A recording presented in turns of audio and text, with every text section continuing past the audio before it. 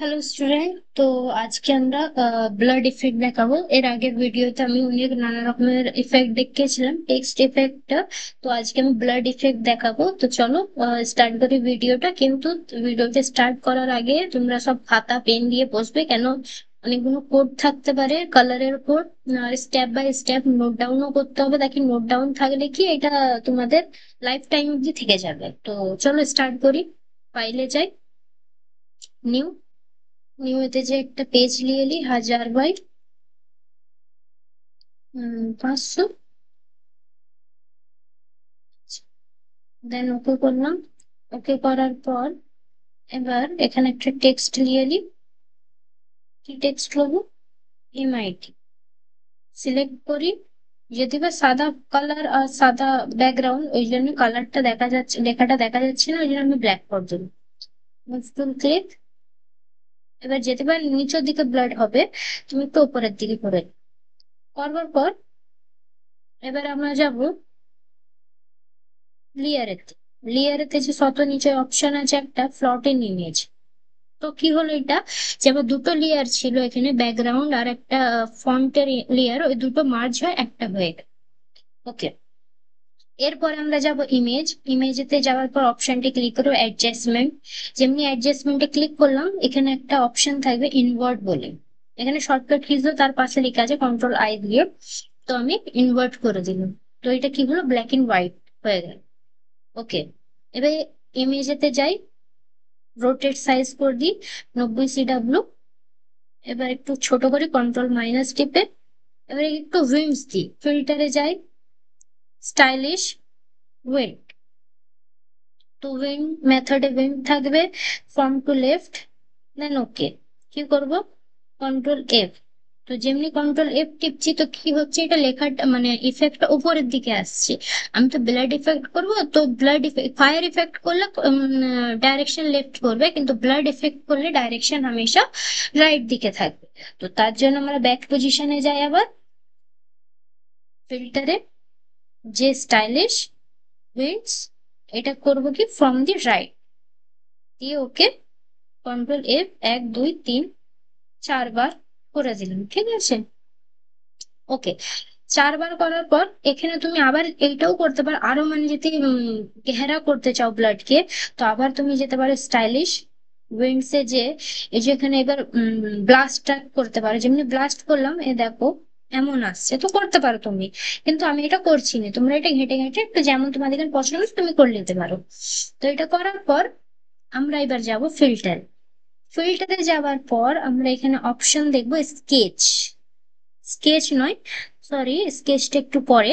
Pixel, পিক্সেলেতে যে crystallise, তো crystallise এখানে মাইনাস প্লাসের চিহ্নটা আছে, এটা একটু ছোট করে নাও। তো ক্রিস্টালাইজ এখানে হামেশা 10-এর নিচেই রাখবে। তো আমি যদি 12 রাখি, তো দেখছো কেমন বিগড়ে যাচ্ছে।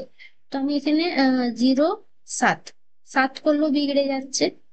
তো 0 4, 0 4 করলো, সরি 0 তো কাজই হচ্ছে না, না 0 7, 0 7ই ঠিক আছে।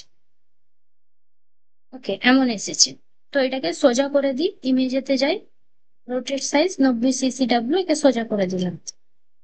এরপরে আমরা যাব ফিল্টারে। আবার ফিল্টারেতে যাওয়ার পর আমরা এখানে কি দেখলাম, পিক্সেল দেখলাম। এবার স্কেচ, পিক্সেল পে স্টাইলিশ দেখলাম। এবার দেখো স্কেচ। স্কেচের পর এখানে নিচে অপশন আছে 3 নম্বর নিচে থেকে স্ট্যাম্প। স্ট্যাম্পে যাওয়ার পর মাইনাস প্লাসের চিহ্নটা একটু এ করো। করবো এখানে ডার্কনেস আর স্মুথনেস আছে, তো ডার্কনেস এটা তুমি এখানে আউটপুট দেখে নিতে পারো কি আমাদের ডার্ক আসছে। দেখো আমি যদি 50 করে দিই, পুরো কোনো ইফেক্ট দেখা যাচ্ছে। তো একটু ডার্ক, দেখ যত কম করবে না ব্লাডটা আমাদের ঝরছে, দেখ আউটপুটটা দেখতে পাচ্ছ। তো আমি কি করেছি, 6 করেছি। স্মুথ এইটাই থাকুক, বেশি স্মুথ করলে ব্লার হয়ে যায়। দেন ওকে, তো অপেক্ষা করবে। তো আমার কাছে এমন দা ইফেক্ট এসেছে। এবার আমরা কি করব, ম্যাজিক টুল নেব। ম্যাজিক টুল নিয়ে এমটাকে সিলেক্ট করার পর আমাদেরকে ধ্যান রাখতে হবে যেমন আইটিটাও সিলেক্ট থাকে। তো তার জন্য কন্ট্রোল এ টিপবো না, তার জন্য আমরা সিলেক্টে যে সিমিলার অপশনটা চয়েস করবো, যেমনি সিমিলার করব দেখবে সবটা এমআইটিটা সিলেক্ট হয়ে গেছে। আর যদি যখন সিমিলার করবে যদি ব্যাকগ্রাউন্ডটাও সিলেক্ট থাকে তাহলে আমরা সিলেক্টে যেয়ে ইনভার্সে ক্লিক করবে, তাহলে কি ব্যাকগ্রাউন্ডটা ডিসিলেক্ট হয়ে যাবে, ঠিক আছে। তো এবার আমরা যাব এডিট, এডিটেতে যে কপি করব, আবার এডিটেতে যে পেস্ট করব।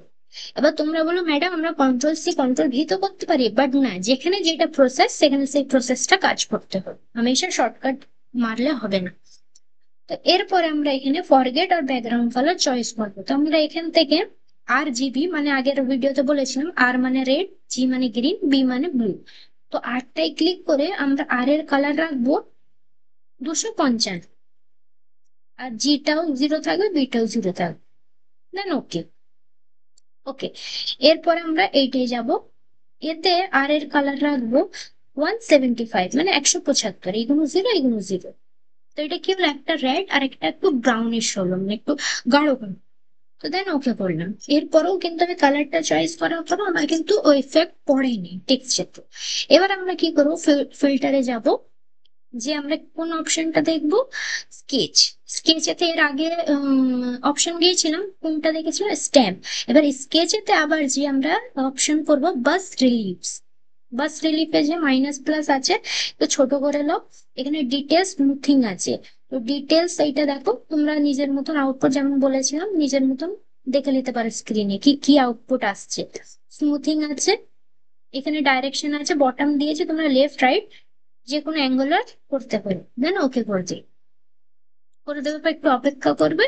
এবার ইফেক্ট কালারটা আসবে, ইফেক্ট কালার তো এলো, কিন্তু আমার কালারের সাথে সাথে ব্যাকগ্রাউন্ডটাও রেড হয়ে গেছে। তাহলে আমাদেরকে সিম্পল করতে হবে কি, ব্যাকগ্রাউন্ডে যাব আর ব্যাকগ্রাউন্ডের কালারটা আমরা ব্ল্যাক করবো, বাস আমার এখানেই আমার সিম্পল হয়ে যাবে।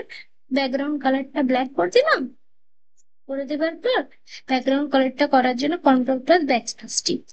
তো বাস এইটা আমাদের হয়ে গেল ব্লাড ইফেক্ট। তো তোমরা এমন ভাবে ব্লাড ইফেক্ট করো, আমি এমন করেছি, তোমরা এর চেয়ে ভালো একটা ইফেক্ট নিয়ে আসো আর আমাকে দেখাও ভিডিও করে। চলো।